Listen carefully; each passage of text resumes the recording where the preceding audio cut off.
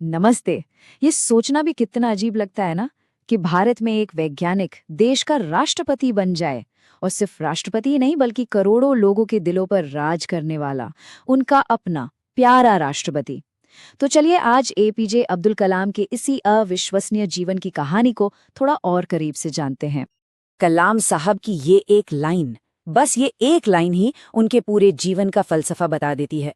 उनकी पूरी सोच इसी एक बात में सिमटी हुई है, और सच कहूं तो यही वो सोच थी जो उन्हें एक छोटे से शहर से उठाकर देश के सबसे ऊंचे पद तक ले गई। तो ठीक है, चलिए उनके इस कमाल के सफर को हम 5 हिस्सों में देखते हैं। सबसे पहले एक स्वप्न दृष्टा के रूप में, फिर एक निर्माता, एक नेता, एक शिक्षक, और आखिर में वो अपने पीछे क्या विरासत छोड़ गए। तो पहला पड़ाव है स्वप्न दृष्टा, रामेश्वरम से आसमान तक। देखिए, कलाम साहब की कहानी की शुरुआत ना बिल्कुल जमीन से जुड़ी हुई थी और चुनौतियों से भरी हुई, और शायद इसीलिए जो कुछ उन्होंने बाद में हासिल किया वो और भी ज्यादा बड़ा और भी ज्यादा असाधारण लगता है। सोचिए, घर में पैसे की बहुत तंगी थी लेकिन संस्कारों की कोई कमी नहीं थी, और सबसे बड़ा संस्कार जो उन्हें परिवार से मिला वो था सभी धर्मों का बराबर सम्मान करना। और सच पूछिए तो यही वो बुनियाद थी जिसने आगे चलकर उन्हें एक ऐसा लीडर बनाया जिसे पूरा देश अपना मानता था। अब यहाँ कहानी में एक बहुत ही दिलचस्प मोड़ आता है। देखिए, उनका सपना था फाइटर पायलट बनने का। वो बस एक कदम दूर थे। 8 सीटें थीं और उनकी रैंक आई 9वीं। दिल टूट गया होगा, है ना? लेकिन किस्मत का खेल देखिए, एक गहरी निराशा का यही पल उन्हें एक ऐसे रास्ते पर ले गया जिसने न सिर्फ उनकी बल्कि पूरे देश की तकदीर बदल कर रख दी। चलिए अब चलते हैं दूसरे पड़ाव पर, निर्माता यानी भारत के मिसाइल मैन। तो ठीक है, वायुसेना का दरवाजा तो बंद हो गया, लेकिन कलाम साहब ने एरोस्पेस के अपने जुनून को, अपने उस सपने को मरने नहीं दिया। उन्होंने अपनी पूरी ताकत, अपना पूरा दिमाग भारत का वैज्ञानिक भविष्य गढ़ने में लगा दिया। देखिए, मिसाइल मैन ऑफ इंडिया, ये नाम उन्हें यूं ही नहीं मिला था।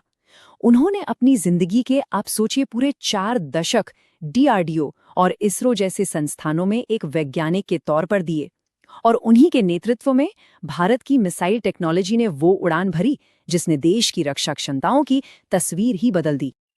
अगर हम उनके सफर की कुछ बड़ी माइलस्टोन्स पर नजर डालें तो 1969 में वो इसरो आए। 1980 तक वो भारत के पहले सैटेलाइट लॉन्च व्हीकल SLV-3 के प्रोजेक्ट डायरेक्टर थे। फिर 80 के दशक में अग्नि और पृथ्वी जैसी मिसाइलों का विकास किया, और हाँ, 1998 के पोखरण परमाणु परीक्षणों में भी उनकी भूमिका बहुत बड़ी थी, तकनीकी तौर पर भी और राजनीतिक तौर पर भी। मतलब उन्होंने एक ही जिंदगी में स्पेस प्रोग्राम और मिसाइल प्रोग्राम दोनों को नई ऊंचाइयों पर पहुंचाया। तो अब आता है तीसरा पड़ाव, नेता यानी जनता के राष्ट्रपति। एक वैज्ञानिक का लैब से निकलकर सीधा राष्ट्रपति भवन पहुंचना, सच कहूं तो ये एक ऐसा सफर था जिसके बारे में शायद किसी ने सोचा भी नहीं होगा। लेकिन इसी सफर ने उन्हें हमेशा के लिए इस देश के दिल में एक खास जगह दे दी। वो पहले थे भारत के इतिहास में पहले वैज्ञानिक जो राष्ट्रपति चुने गए। और कमाल की बात यह है कि ये कोई ऐसी वैसी जीत नहीं थी। साल 2002 में उन्हें सत्ता में बैठी पार्टी और विपक्ष दोनों का जबरदस्त समर्थन मिला। अब आप ही सोचिए, भारतीय राजनीति में ऐसा नज़ारा कितनी बार देखने को मिलता है।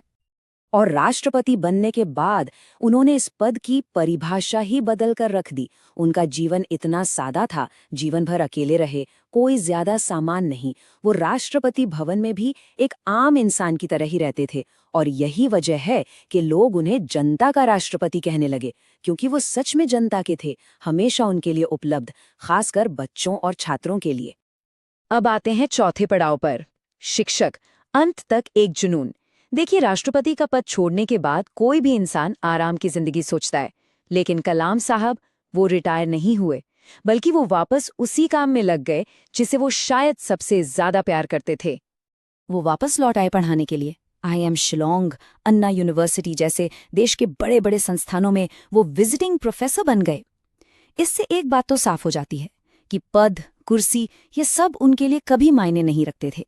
उनकी असली पहचान तो एक शिक्षक की ही थी, ज्ञान बांटने की और देश की अगली पीढ़ी को प्रेरित करने की।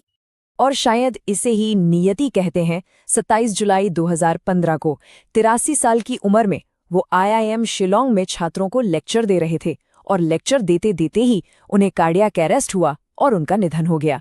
उन्होंने अपनी आखिरी सांस भी एक शिक्षक के रूप में देश की सेवा करते हुए ली।